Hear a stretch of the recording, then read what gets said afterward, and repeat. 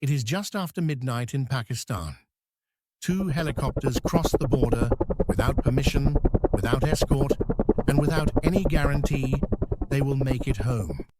Inside them are 23 men carrying out a mission that has been nearly a decade in the making. If they are discovered, the consequences could trigger an international crisis. If they fail, the world may never know how close they came. There will be no backup. There will be no second attempt. And for the men on board, there is no margin for error. For nearly 10 years, Osama bin Laden had been the most wanted man on Earth.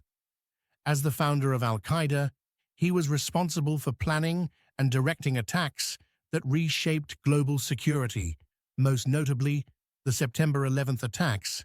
In their aftermath, the United States launched the largest manhunt in modern history. Despite unprecedented intelligence efforts, bin Laden remained elusive. He avoided phones, the internet, and electronic communication, relying on couriers, handwritten messages, and extreme operational security. Years passed. Leads dried up. Some believed he was dead. Others believed he would never be found. But the search never stopped. The turning point did not come from a satellite image or a captured laptop. It came from patience. U.S. intelligence analysts focused on identifying bin Laden's courier network, believing that while bin Laden stayed hidden, the people around him might leave traces. One courier in particular stood out, known by a nom de guerre, but rarely seen. Years of fragmented intelligence slowly built a profile. Eventually, the courier was tracked to a compound in Abbottabad, Pakistan. The location itself raised eyebrows. Abbottabad was not a remote tribal region. It was a quiet city, home to military academies and retired officers. The compound was unusual. High walls topped with barbed wire, no internet or phone lines. Trash burned on site. And most telling of all, a third-floor balcony shielded by a privacy wall tall enough to conceal anyone standing there. Analysts believed a high-value individual was hiding inside, but belief was not certainty. The U.S. government debated its options. A drone strike would eliminate the target, but destroy the compound and any intelligence inside it. A joint operation with Pakistan risked leaks and compromise.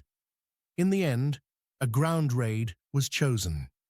It would be conducted without notifying the Pakistani government.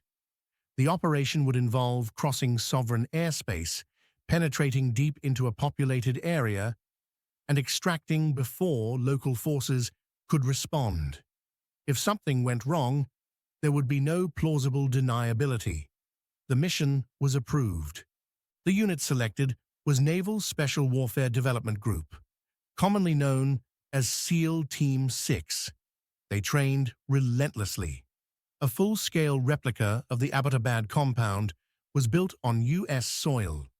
Teams rehearsed entries, stairwells, room clearances, and contingencies for unknown occupants. They studied every angle, every wall, every possible outcome. Specially modified helicopters were chosen for the mission, designed to reduce radar detection and noise.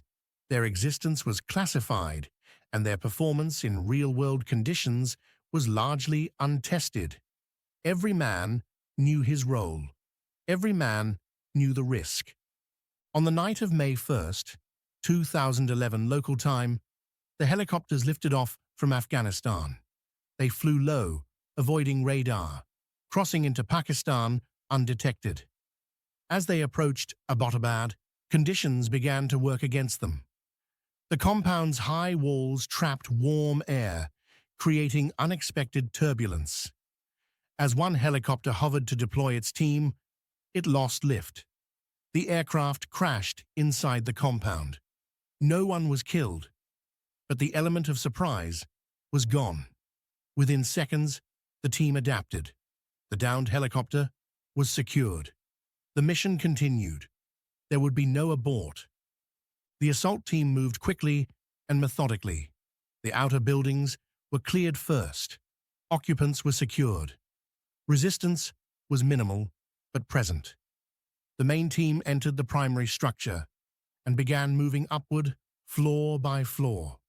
Each room was cleared deliberately, each corner checked. On the third floor, they encountered a tall man. He matched the intelligence profile. The target was identified. Osama bin Laden was killed during the operation. His identity was confirmed through facial recognition, DNA, and other verification methods. The primary objective had been achieved. Time was now the enemy. The crashed helicopter could not be recovered. Sensitive technology was destroyed to prevent compromise. A backup helicopter arrived to extract the team. As they lifted off, Pakistani air defenses began to mobilize. The window was closing. The helicopters crossed back into Afghanistan without engagement. The mission was complete. Later that day, the President of the United States addressed the world. The announcement confirmed what many had doubted would ever happen. Osama bin Laden was dead. The operation reshaped counterterrorism doctrine and became a defining moment in modern special operations history. It demonstrated the power of intelligence fusion, precision raids, and restraint under extreme pressure. But it also highlighted the limits of certainty. Even at the moment of execution, analysts estimated the odds that bin Laden was actually inside the compound at roughly 60%. The mission went forward anyway. Operation Neptune Spear was not defined by overwhelming force. It was defined by patience, preparation, and decision-making in the absence of certainty. It showed that some feats of war are not fought on open battlefields, but in silence, in shadows, and under the weight of history itself. This was one of the most precise operations ever conducted, and one of the most consequential. If you want to explore more feats of war throughout history, subscribe and join us as we uncover the moments that shaped the world.